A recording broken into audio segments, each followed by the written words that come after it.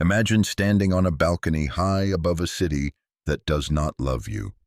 Below, a sea of people gathers not to honor you, not to praise you, but to watch your son die. You are a queen. You wear jewels that once belonged to emperors, and your gown was stitched by the finest hands in Europe. But none of that matters now.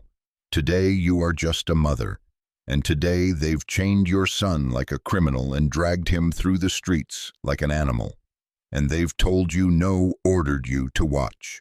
Because this isn't justice. This is punishment, not just for him, but for you. This is the story of a queen whose crown became her prison. A mother who lost everything, not in the chaos of battle, but in the calm, cold silence of political revenge. Her son, accused, condemned, and paraded, would become a symbol of betrayal.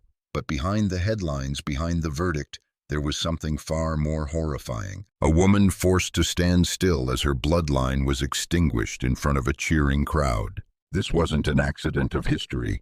It was a performance, a message to everyone who dared challenge the throne, and a lesson carved not into parchment, but into human flesh. But here's what they didn't count on. They thought she would break.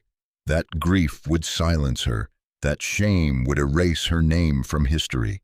They were wrong. Because even after the blood dried and the crowds went home and her son's body was dumped in a nameless grave, the queen remembered. And she made sure the world would too.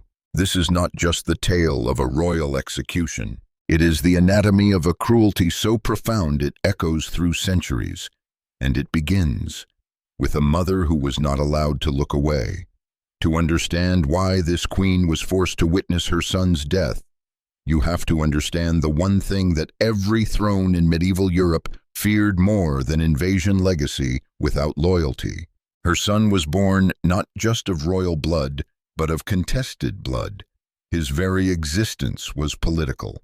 From the moment he took his first breath, nobles whispered in corridors, generals weighed allegiances, and kings across borders took notice. He wasn't just a boy.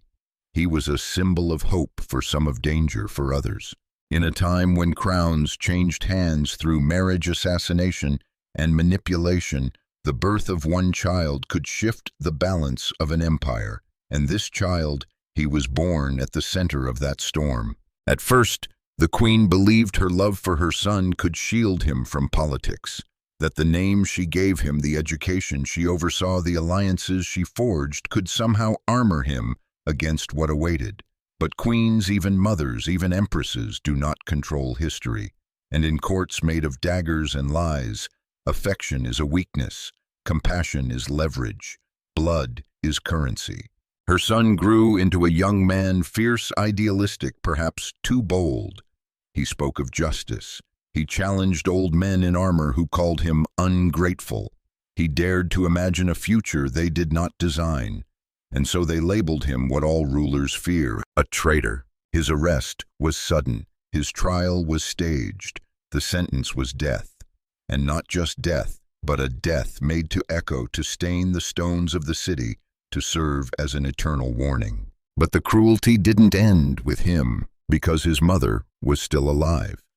And they knew if they wanted to truly destroy him, they had to destroy her too. And so they made her watch.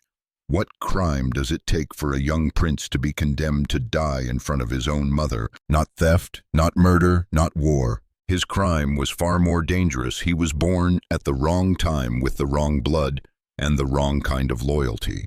To the men who ruled the court, he was too charismatic, too popular, too independent. He questioned decrees. He argued for the rights of cities his father had subdued. He believed that the people beneath the crown deserved more than silence and taxes, and in the eyes of the kingdom's aging elite, that made him a threat. But they couldn't simply poison him or imprison him quietly. No, that would only make a martyr.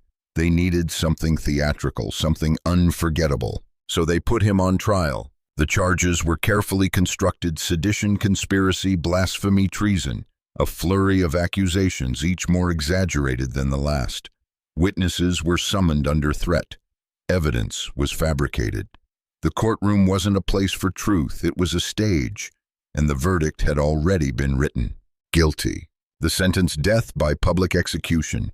no royal privilege, no last appeal. And worst of all, it was ordered that his mother attend, not invited, required. Because this wasn't just punishment, it was symbolic erasure.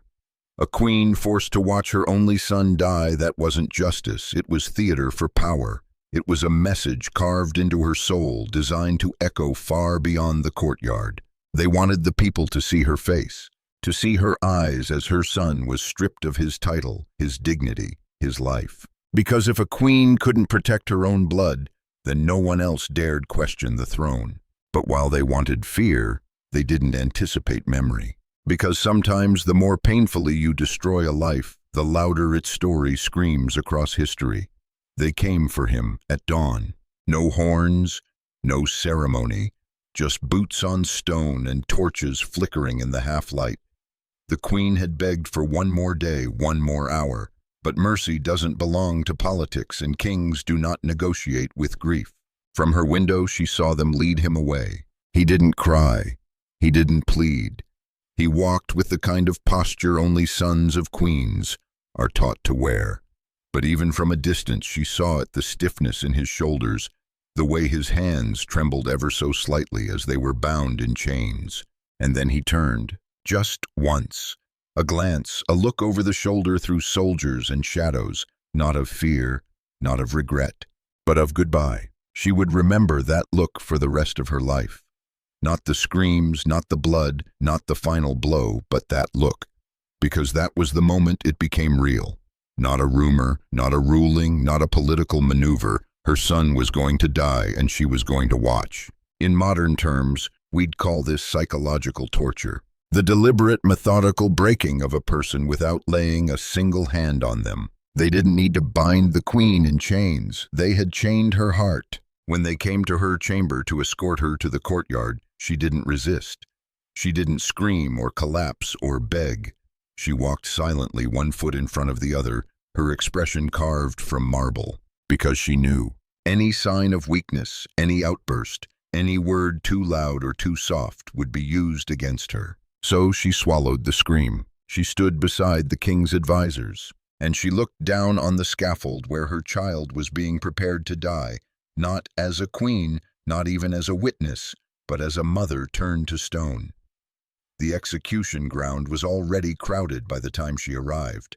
Nobles leaned from their balconies, merchants stood on crates, children were hoisted onto shoulders to get a better view. It wasn't a somber affair, it was entertainment. The city had been promised a show, and a royal death was the kind of theater only power could provide. The queen was led to a raised platform flanked by guards, but her presence wasn't to honor her rank. It was to serve a purpose. Everyone in that courtyard was supposed to see her, her silence, her sorrow, her helplessness. That was part of the punishment. Her son stood on the scaffold, wrists tied, head bowed. His clothes had been stripped of insignia. No crest, no title, just linen stained with sweat. A man reduced to flesh, a prince turned prisoner. The priest recited hollow prayers. The executioner adjusted the ropes. Every detail had been choreographed. This was not an execution. It was a message, a performance. And the message was clear. No bloodline is sacred. No queen is untouchable. No legacy is immune to erasure. When the sentence was read aloud, treason against the crown, the queen closed her eyes. Not in denial, but in control. She would not give them the pleasure of seeing her weep. Her grief was hers alone. Then came the moment. The noose, the hush of the crowd, the long pause designed to stretch the agony. The trap door. The body dropped. And the world didn't stop. There were no gasps, no sobs, only the creak of rope and the rustle of robes. Her son's body swung like a pendulum, and the crowd dispersed like theater-goers after the curtain falls. The queen didn't move. She stared at the body until it stilled, until every last movement had been spent. No one spoke to her, no one dared, because in that moment her silence was louder than any scream could ever be. She had witnessed not just the death of her son, but the death of protection, of mercy, of the illusion that royalty shielded one from cruelty. And though they believed they had broken her, they had only made her memory sharper. When the rope stopped swaying, the crowd went home. The guards stepped back. The priests vanished. The nobles retreated to their banquets and whispers. The scaffold was swept, the body taken, buried not in a royal tomb, but in a nameless pit with no marker but the mud that soaked into the earth. And the queen, she was escorted back to her chambers as if nothing had happened. But something had, something irreversible. They had killed her son, yes, but they had also killed her belief in the order she once served. The crown, the court, the rituals, none of it mattered now. Power had eaten its own blood, and she had watched it chew. No charges were ever brought against her. She had committed no crime, she had spoken no rebellion, and yet from that day on she lived like a prisoner, not of stone but of memory. The halls of the palace became mausoleums. Every corridor, every doorway whispered with ghosts. Meals went untouched. Curtains were drawn. Visitors were few, and even they came only to observe her silence like a relic. History rarely records what grief does to a queen. It writes her son's death in bold print, but leaves her mourning in the margins. And yet in that quiet something stirred. Not rage, not revenge, something more enduring. Remembrance. The story of the execution didn't die with the boy. It lived, passed from mouth to mouth, through servants and scribes from town to town. People whispered not just about the prince, but about the mother who stood without flinching. The woman who watched her world fall and didn't scream, didn't run because she couldn't. They had tried to erase a bloodline. Instead, they had written a legend. And the queen in her silence became its author. Kings died, borders shifted, new wars rose and fell like tides. But one story lingered, quiet, persistent, undeniable. The story of a queen who was made to watch. She had no statue, no anthem, no epic poems written in her name, but she had something far more dangerous to the powerful, a memory that refused to die. Servants told their children. Those children grew up and whispered to others. The tale moved faster than any royal decree because it carried something official history could never hold. Emotion. They say power lies in armies, gold, and bloodlines. But true power, it's in stories. And this one refused to be silenced. The image of her stoic, still watching her only son hang became a kind of quiet rebellion, a warning, a reminder that cruelty, no matter how well-dressed or legally sanctioned, does not disappear when the body is buried. It lingers, it festers, it takes root in hearts. And while the king who ordered the execution died with a crown on his head, his name faded.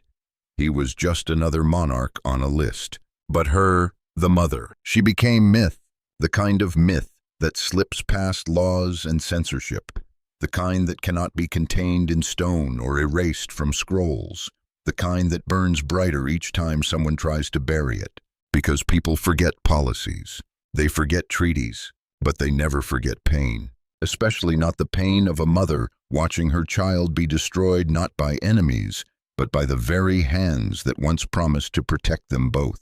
She didn't lead an army. She didn't wield a sword. She didn't need to. She simply endured. And in doing so, she carved her legacy not with power, but with unbearable silence. History teaches us to remember the conquerors, the kings with iron fists, the generals with crimson banners, the rulers who signed death warrants with the flick of a hand. But what about the ones who watched, the ones who lost everything, not in war but in silence? What about the queen who was forced to look straight into the face of cruelty and refused to flinch? She could have closed her eyes. She could have collapsed, turned away, or begged for mercy one last time. But she didn't.